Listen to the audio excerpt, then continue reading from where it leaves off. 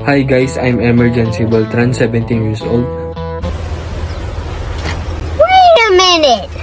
Who are you? Again, his name is Emerjan, a person with many talents. He is a Pasalubong Festival dancer and Purse runner-up, enjoys playing chess, and is a musician who plays the piano, bass, and keyboard.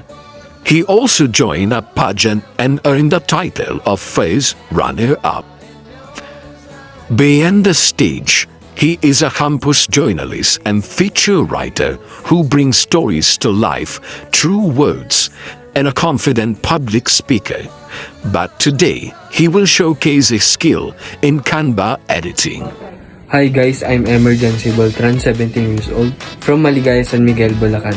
So ngayon ay ipapakita ko sa inyo ang pag-edit sa Canva ng isang PubMat para sa mga officer.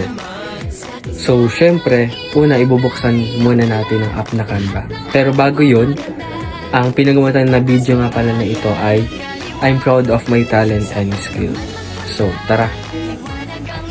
So una, syempre ang una muna natin gagawin ay bubuksan muna natin yung app na Canva. Ayan, so nabuksan na natin.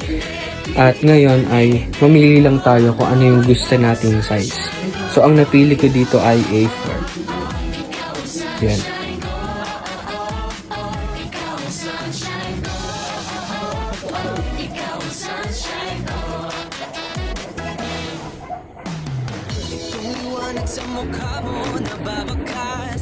So mamaya ay papass forward na natin at ipapakita ko na lang sa inyo yung receipt.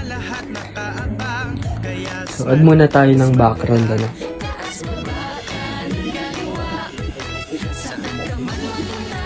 Ayan. Kailan muna natin mag-add ng background. Siyempre, after natin mag-add ng background, ay doon na natin i-add yung mga element na gusto natin. Ayan, notebook.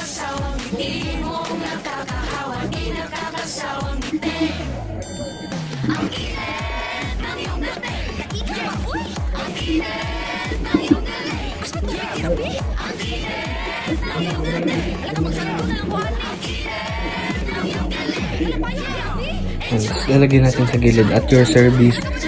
Tapos sa main gitna ng notebook naman ay doon na yung picture ng officer at yung pangalan niya tsaka kung ano yung posisyon niya. Lagyan natin sa gilid lang yung at your service.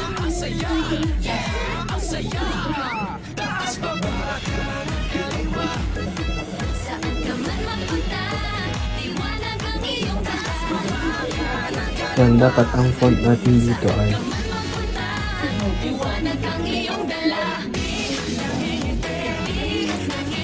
Archivo Black. Yes. Lalagyan na. So, kayo na ang bahala kung ano yung lalagyan nyo ang mga design.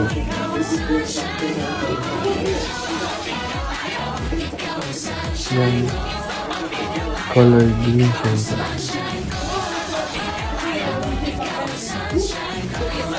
So yun lang.